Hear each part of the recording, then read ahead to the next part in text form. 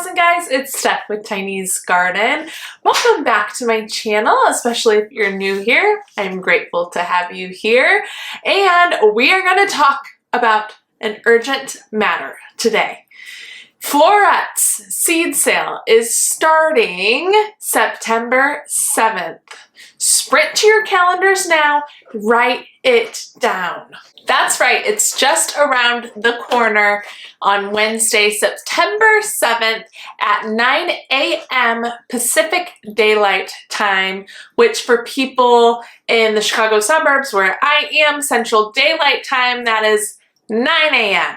So get up, get your coffee, and get ready to fill up your cart because they will sell out. I have had terrible luck, really not luck, just lack of planning on my part in getting every variety that I want because I don't get on right away and get them and buy them right away. So don't delay. Here is your warning. September 7th on Floret's website, they will have their first seed sale. A little info about the first seed sale. They are having two total before the beginning of next year. This first one, which is on September 7th, is a cold hardy annual and sweet pea sale. So they have at least 50 varieties of sweet peas. Be still my heart and fly me to heaven. And a bunch of cold hardy annuals, which are plants that thrive in cooler temperatures, in colder weather. So now is the time to jump on those. Please don't delay. Get those seeds today.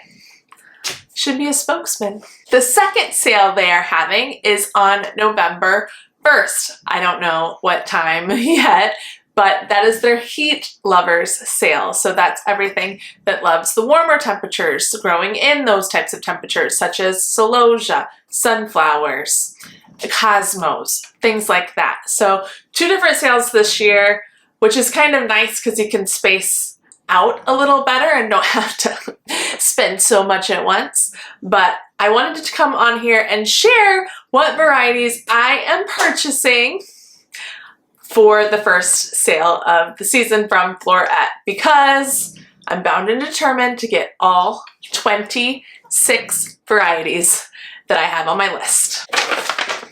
26. Take note, out of those 26, I have 14 that are specifically sweet pea varieties that I'm looking to get. So I'm going to save those for last. I'm going to start with some other cold hardy annuals, and I will try and find pictures on the screen. Take note that Floret's website does have everything listed with pictures. It's a gorgeous website, but I don't want to infringe on any copyright, so I'll try and find some that I can use legally. Let's get after it. So I'm going to tell you the name of the flower and the variety. If there's a specific variety, I will tell you if you need to direct seed it or if it's starting in advance inside and how many weeks, and also what type of sun it gets. And most of them are full sun, but I thought that would be helpful to know. So get out your pen and paper, y'all. Let's go through these.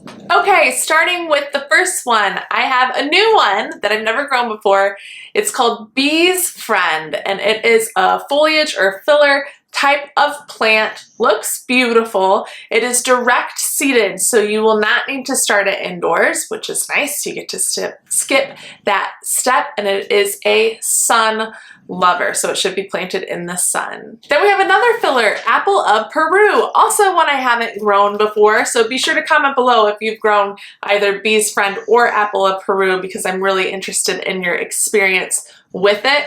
Again, a gorgeous looking flower, a unique structure. That one you start indoors 4 to 6 weeks before your last frost date, and it is a sun lover. Then we have calendula, two different varieties. Bronze Beauty is the first one, and I have not actually heard of this one before. The second one is Zeolites, which I have grown before. I did not grow it this year because I couldn't find it, but I loved it the first year I grew it. Both of these you start indoors 4 to 6 weeks before your last frost and put them in the sun. Then I'm gonna try some California poppies. 2 different varieties. I have not grown the specific varieties before, but I grew Iceland poppies this year, and man, were they close to taking the first place of my favorite cold hardy annuals that I've grown this year, or actually even cut flower that I've grown for the first time this year. They are so stunning. So I can't wait to try these California poppy varieties. First we have Thai Silk Apricot Chiffon. Just sounds luxurious, doesn't it? And Thai Silk Pink Champagne. Also looks absolutely gorgeous. Cannot wait to get my hands on these. For both of these varieties, you start them indoors 4 to 6 weeks before your last frost date, and they love the sun. Then we are back to some fillers. Feverfew. I have never grown Feverfew before. I'm looking forward to it. This variety is called Vegmo Snowball. Interesting name. You start that indoors 8 to 10 weeks before your last frost and put it in the sun. Then we have Honeywort Pride of Gibraltar, I believe is how you say that. Start indoors 6 weeks before your last frost date, and it loves the sun. Honeywort is gorgeous. I grew it this year for the first year. The leaves, the coloring is just sensational. It's like a blue-gray, gorgeous with little tiny purple flowers. So pretty. And then my babes, Iceland poppies. I already talked about them a little bit, but like I said, I absolutely loved them this year. They did so well for me, being my first year growing them. They can be notoriously difficult to grow, but I had exceptional luck with them. We'll grow them every year for sure. The first variety is Pastel Meadows, which I did not grow this year, so that will be new to me. The second variety is Sherbet or Sherbet Mix, however you prefer to say sherbet.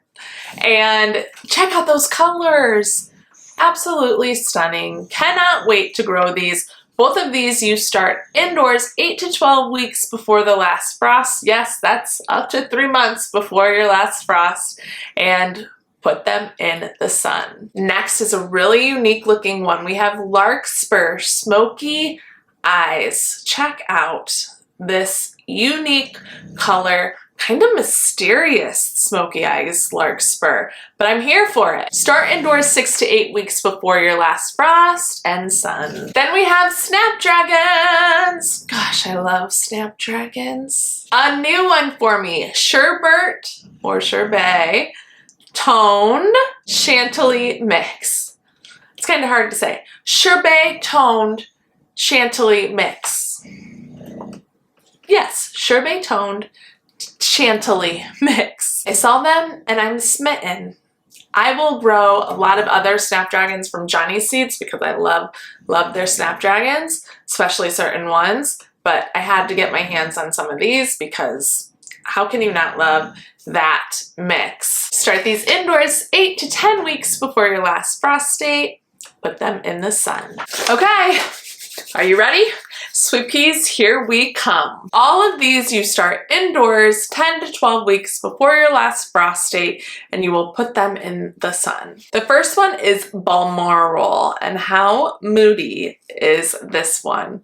Love the deep color. Sign me up. Then we have Blue Shift. Castlewellan, I believe that's how you say that. Another gorgeous, definitely new one to me. Charlie's Angel, Chocolate Flake, Earl Grey. Something about these gray tones. I'm just eating it up. Edith Flanagan. Absolutely adore the name. The flower obviously looks gorgeous too. Then Jeff Hughes. Jeff is bringing it. I mean, hello. Hey, Jeff. Mally Rillstone. I've heard excellent things about this, have never grown it, but I can see why it could be a real babe. Then Nimbus, Oban Bay, Restormel. Oh my goodness. I love Restormel. I grew it, not this year, but last year because I couldn't get my hands on it this year. Such an in-your-face. It's not like a pink, it's like a, not a red, kind of a coral, but just more of a punchy pink, maybe? But oh, just absolutely beautiful, just saturated with color. Love it, love it. White frills. And rounding out my list, Windsor. There you have it. All 26 varieties I am going to do my best to get my hands on. Believe me, I'll be on there at 9 a.m. You want to know where I'll be September 7th at 9 a.m.? Floret's website. Right here, baby. Right here. So I hope this was helpful because Floret produces such beautiful seeds, good quality. I've never had a problem with them, and also I love their story. If you haven't checked them out, definitely check them out. Floret, F-L-O-R-E-T. Check out their website. It's stunning and done so well. I also took her online workshop. Absolutely fantastic. It is an investment, but I've learned so much and just appreciate them and their business greatly. So please comment below and let me know what your order's gonna be. Get on there, check everything out. I recommend having your list ahead of time. A, so you know what you want to get. B, so that you try and stick to it. Probably not going to happen, but it's fine. And if you haven't yet, please subscribe to my channel to follow along with all things garden. I'd love to have you here. We'll see you in the next one. Happy planting, everybody. Bye.